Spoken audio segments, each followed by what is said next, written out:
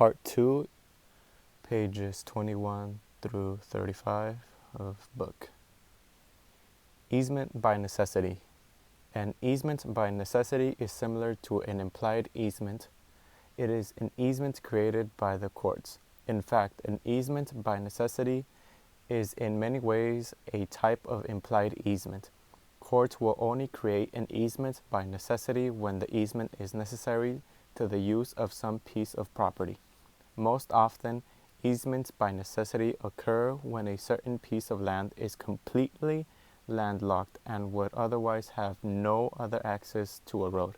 So if your land were completely landlocked and the only way to get to your land was by crossing over Bill's property, an easement by necessity would exist, giving you access to the road over Bill's property.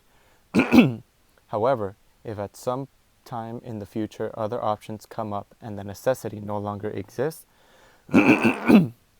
neither will the easement. In other words, an easement by necessity can and will only last for as long as it is necessary to achieve its result. Given our previous example, if at some later time the city buys some land next to you and puts in a new road that now gives you direct access without having to cross anyone else's property, your previous easement by necessity over Bill's property will disappear because it is no longer necessary. In that case, the easement by necessity would be extinguished. Easement in gross. An easement in gross involves only one property. An example of this would be a utility company which needs to cross the property, but they are not trying to get to another. In an easement in gross, there is no dominant property. It is a right for a specific person or legal entity, not a piece of property. So if you have an easement in gross to cross your neighbor's land onto your land, it means that the easement is for your own personal use and may not be a right which would be included with your land if you sell your land. An easement in gross does not transfer with the property when it is sold. This is very common for utility companies. They need to cross people's properties, but they are not going to another property. Implied easement. An implied easement is an unrecorded easement which is legally necessary. It could be for light, air, or access to a landlocked parcel. This is a fancy way of saying that it is an easement that is created by the courts. The idea behind implied easements is that courts understand that people are not always going to do the things the right way. Shocking, I know. The truth is that sometimes people are not well informed, sometimes lawyers mess up, and sometimes even the best neighborly relationships go bad. In the end, one property owner may be left without a driveway that he had always used ever since he first bought the property because his neighbor decided that she doesn't want him driving over her property anymore. So, instead of forcing one owner to figure out a new way to enter and exit his property, the court will step in and create an implied easement.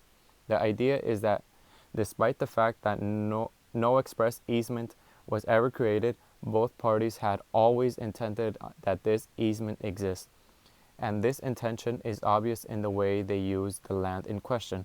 Often, we see implied easements happen when a property owner divides her property into smaller pieces, but didn't create express easements at the time the property was divided. How do you create an implied easement?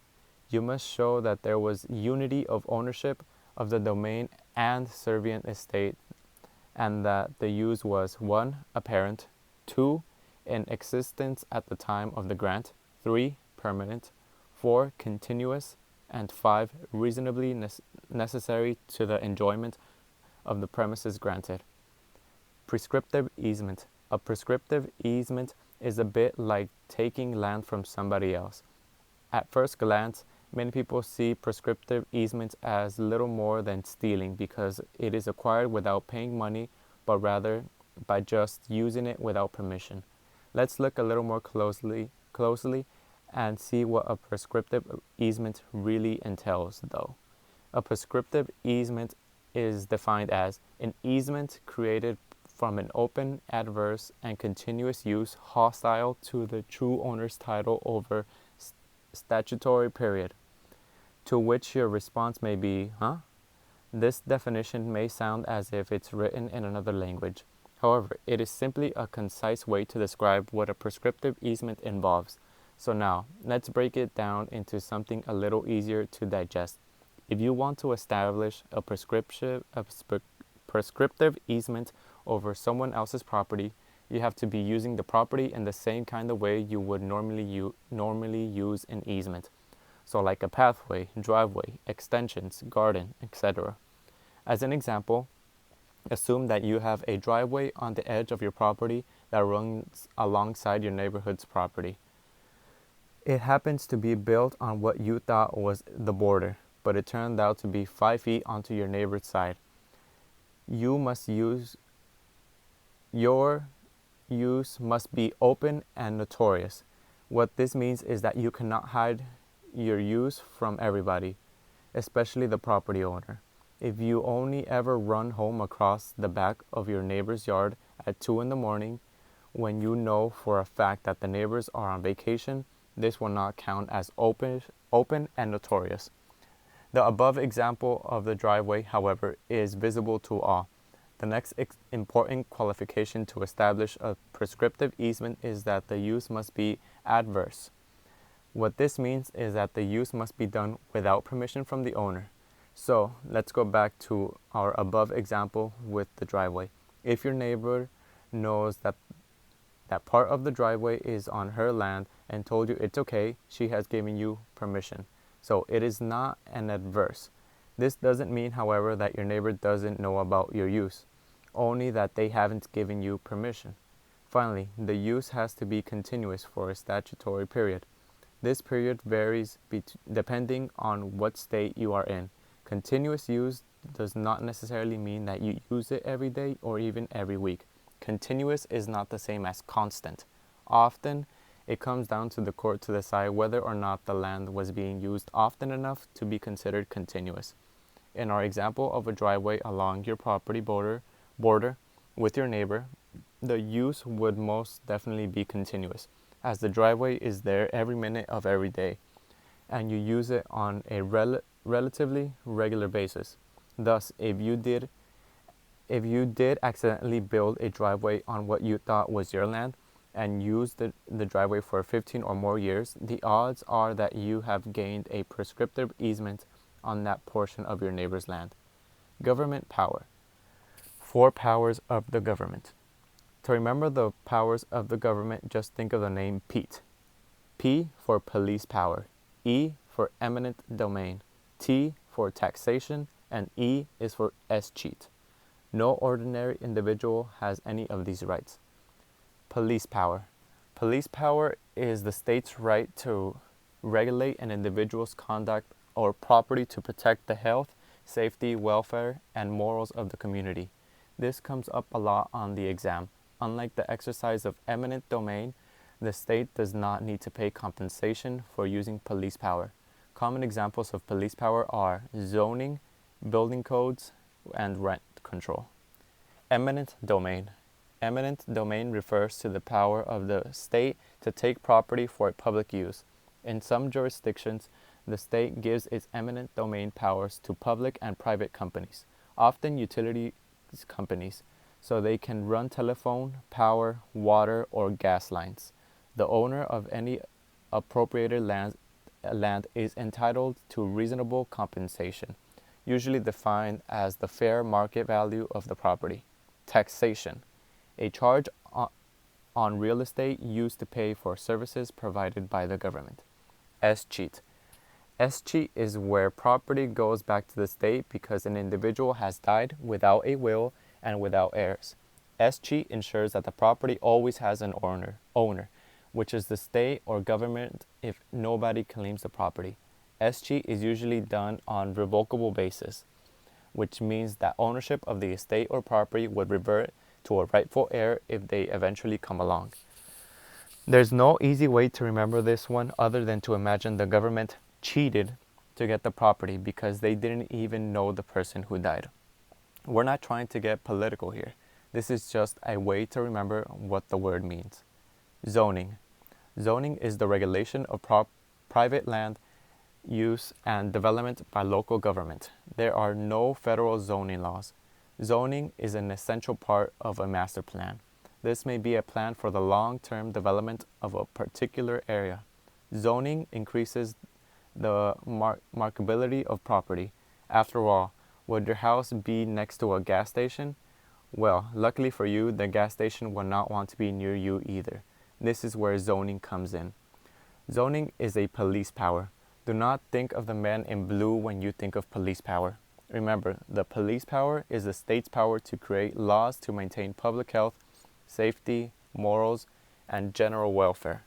Zoning for land use is generally divided into residential, commercial, agricultural, industrial, and special use properties. Each of these land uses also falls into a specific subdivision. For example, a multifamily unit would be zoned as R3, where the R stands for residential. Special purpose properties would be for properties that are there to benefit the public, such as schools, hospitals, and police stations. Zoning ordinances are a set of laws which control the height of the building, setback, density, floor area ratios, buffers, buffer zones, and variances. A setback is the distance from the edge of the road or sidewalk to the structure that was built. It can also be the distance from the center of the road. Check with your local zoning to see where the setback line is for you. Density is usually associated with subdivisions and restricts the number of houses that can be built per acre within that subdivision. A floor area ratio is the ratio of a square footage to land area. The floor area ratio can be used in zoning to limit the amount of building in a certain area. A buffer is found between two lots, such as a fence, wall, or row of trees. A buffer zone is a space of land between two use districts, such as a park, playground, or a highway. Downzoning is a change in zoning to permit less intense developments that are currently permitted. So for example, a zone could go from commercial to residential. A variance is an exception to the zoning rules. A variance is only granted in exceptional situations and it will not affect the rest of the community. For example, suppose a low-density residential zone requires every house has a setback of no less than 100 feet. If one particular property was only 100 feet deep, it would be impossible to build a house on the property.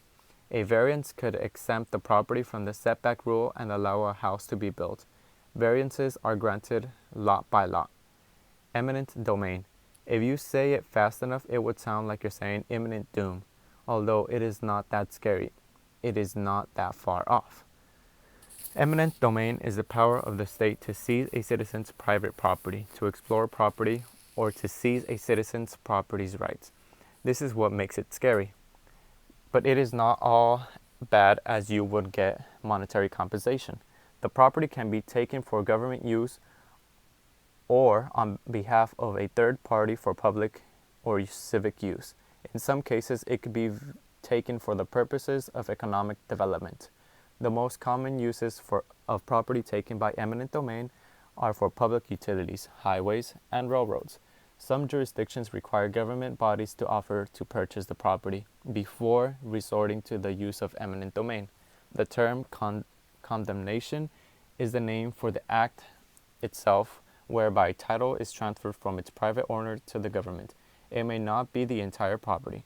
It could also be a smaller part of it or an interest in it, like an easement. In most cases, the only thing that remains to be decided when a condemnation action is filed is the amount of just compensation to be paid. Note that this is a common question on real estate exams. Do not confuse condemnation with the property being condemned.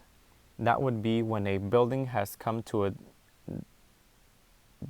dilapidated that is legally unfit for human habitation. The second type of condemnation of buildings on grounds of health and safety hazards or gross zoning violation usually does not take away the owner's title, but does require them to sort out the situation, or else the government will do it at the owner's expense. Inverse condemnation is where the government takes private property but fails to pay the just compensation. The owner then needs to sue the government to get any compensation. That's right. Inverse condemnation is essentially suing the government. An example would be if the city widens a boulevard and thereby takes the entire parking lot of a market. The city offers to pay for the lot, but the market claims it has lost all its business since no one can park, and now it wants the value of the entire parcel, including the market building. In this situation, they would file for inverse condemnation. Agency. Realtor is a term within the trade, much like the term Kleenex. The catch is that many people use the word realtor as a generic term, in the same way as you might ask for a Kleenex, when in fact any brand of tissue would be fine. Saying that you are a realtor means you are part of that designated organization known as the Board of Realtors. Therefore, if you are not a realtor, you cannot say you are a realtor. An agent is an individual or corporation who represents another. The other person or corporation is known as a principal. A real estate broker does the representing, and this relationship is called an agency. And three parties are referred to in an agency law: a principal, an agency, and third persons. In real estate transactions, the agency is the real estate broker who represents a client for specific purposes.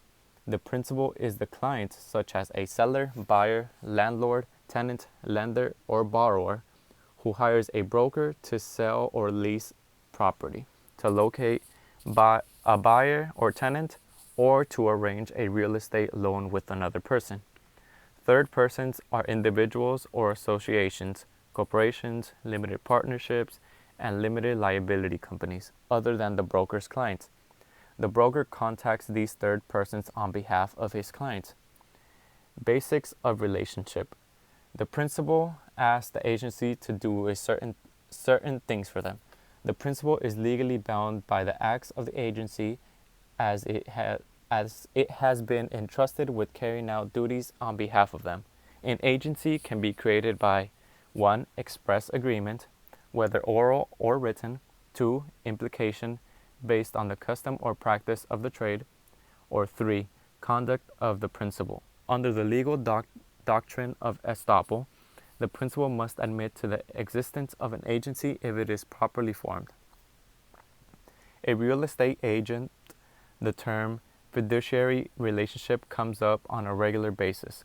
A fiduciary relationship is a legal relationship that creates a position of trust and confidence. The acronym ACOLD will help you remember your duties in a fiduciary relationship. As an agent, you must A. Be accountable, C. Use care and skill, O. Obey legal instructions, L.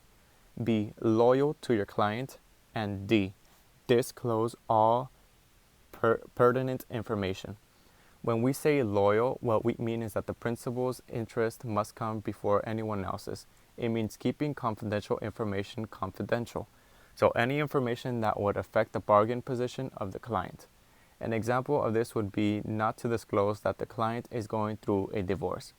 The law of agency defines the rights, duties, and responsibilities of all legal parties.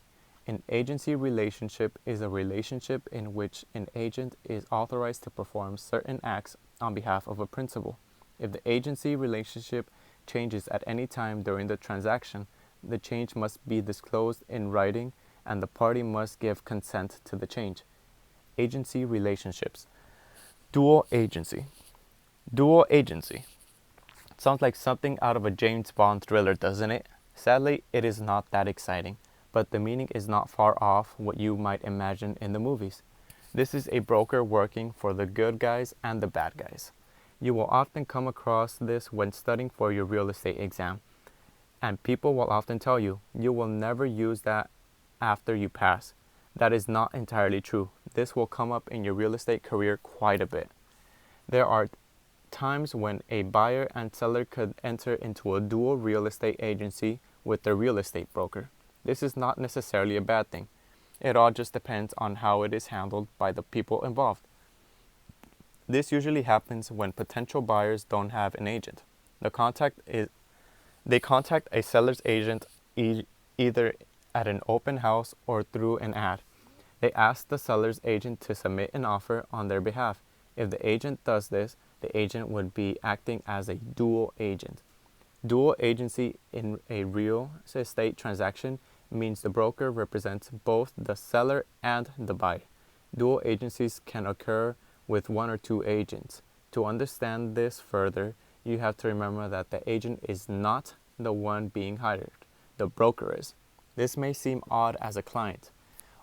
A client only ever has contact with the agent and may never even see the broker. But the agent works under a broker. Therefore, technically speaking, the agent is always looking for his business for the broker, not themselves. When the transaction is completed, the broker is the one who is actually paid commission. The broker will share the commission with the agent who found this bit of business and who completed the transaction. Understanding this will help you understand how a dual agency can often occur when there are in fact two different agents involved. The buyer's agent and the seller's agent may be licensed under the same broker. With dual agencies, there is a potential conflict of interest for the buyer and the seller, and this is why it is not allowed in some states. In states where dual agencies are allowed, the real estate agency must inform both the buyer and seller of a dual agency in writing. Dual agency puts some restrictions on a real estate agent. Have you ever had to mediate an argument between two friends or even a couple? It can be uncomfortable because the two parties are at odds, and you must be looking out for both their interests and can't take one person's side. The agent has to treat both buyer and seller with fairness and honesty. The agent has to give full disclosure about the property but cannot reveal confidential personal information to either party.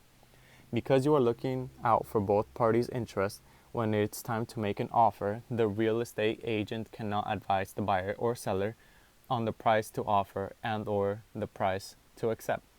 In short, the agent's loyalty is now compromised as they cannot try to advance the interest of one party over the other.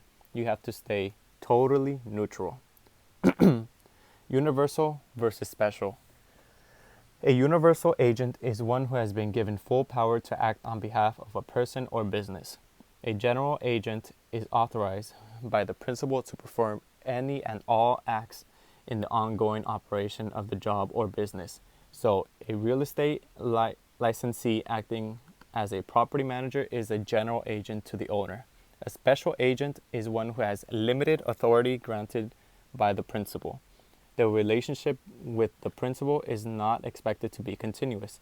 The listing contract creates a special agency relationship with the seller. They can only fulfill certain duties written down in the listing contract, and the relationship ends when the terms have been fulfilled. Principal and client. A principal is any person involved in a contract, such as a seller, buyer, principal broker, or an owner who has hired an agency as a property manager. A client is a party who has signed an agreement with an agency, and this agreement creates a fiduciary relationship. A customer uses the services of a real estate licensee but signs no agreement with an agency. So this could be a person who sees an ad in the paper and calls the agent. Even though there is not a fiduciary relationship with the customer, the licensee must act honestly and fairly with the customer. When you list a property, you are representing the seller. As a licensed real estate professional, it is your duty to make sure that the buyer understands that you represent the seller. A seller who enters into a listing contract with a brokerage firm is a client of the listing agent's company, not of the agent themselves. The brokerage firm and the listing agent must act on behalf of the seller's interest. When a real estate broker enters into a contract with the buyer becomes the client and the seller becomes the customer. A buyer's broker may be paid by the seller, the buyer, or both. Because of the contractual relationship, the agent is still a buyer's agent, even if the seller pays the commission. Attorney in fact. An attorney in fact is a person authorized to sign documents on someone's behalf. It can mean any person who has not been empowered to sign documents for another individual. When an attorney in fact signs a document, the signature should also include the name of the principal. For example, if Bob is signing on behalf of Bill, the signature might read Bob, attorney in fact for Bill, or Bill signed by Bob, attorney in fact. Attorneys in fact may only be used for acknowledgments. So basically, as far as those documents are concerned, Bob is Bill for that one acting of signing. This is essentially what attorney in fact means on its most basic level. You are given the authority to be that person for that one act. Note, do not confuse this with being a practicing lawyer. Communication. Types of fraud. Actual fraud. Actual fraud is an intentional misinterpretation or a representation which suppresses or distorts the facts. It can also be making a promise with no intention to follow through. Essentially, you are straight up lying. An example would be telling a buyer that the roof of a property is completely fine when you know full well that is not okay at all. It would also be actual fraud for the agency to say, "Don't worry about the roof if you buy this house. I will personally fix it, you have my word," when they don't even know how to fix or have no intention of fixing it. Negative fraud. Negative fraud is lying through omission. It happens when somebody does not disclose a material fact in order to get somebody to enter into a contract that could put that person in a bad situation regarding money, damage, or even personal harm. An example would be an agent showing a home with roof problems and the client asking, "Are there any issues with the structure of the roof?" And the agent replying, "Have I shown you the basement?" Constructive fraud. Constructive fraud is lying without knowing you are lying. You didn't necessarily intend to deceive somebody. An example would be an agent showing a home with roof problems and the client asking, "Are there any issues with the structure of the roof?" And the agent replying, "Yes, it's fine, the roof is great," when the roof in fact has problems. The agent thought the roof was fine. When this occurs, you may hear the agent say, "Whoops, my bad." Negligence. Negligence is failing to perform a duty or exercise a reasonable level of care in a certain situation. Negligence is typically due to a lack of time, forgetfulness, or just plain laziness. For example, if an agent is listing a property and there is a question regarding the zoning, the agent should contact the zoning office. Usually, this can be determined by a phone call or checking the website. If the agent knew that there was a question regarding the zoning of a property and did nothing, the agent could be found guilty of negligence. Fraud may take the form of either misinterpretation or negligence. In either case, the agent may be liable for damages incurred by the buyer because of the misinterpretations, or the agent may face disciplinary action and lose their license. The owner may also be liable for damages because of the agent's misinterpretations, even if the owner was not the source of misinformation conveyed to the buyer. Puffing. Puffing is an exaggeration of a fact. Many agents are guilty of puffing when showing a house. We have all heard agents say, "Man, this is enormous." It's not lying, but it's close. Who knows, maybe it is the biggest house the agent has ever seen, but more than likely the agent is exaggerating to create a scale. Puffing is usually an exaggeration made by a salesperson or found in an ad regarding the quality of the property or the service on offer. It is really more of an option than a fact, which is why it is usually not considered binding. Puffing is legal as long as the statements themselves are not fraudulent. Stigmatized property. Stigmatized property means that the property may be undesirable for reasons unrelated to its physical condition or features. These can include murder or suicide, or even belief that a house may be haunted. It is the seller's responsibility to disclose any such past history of the property.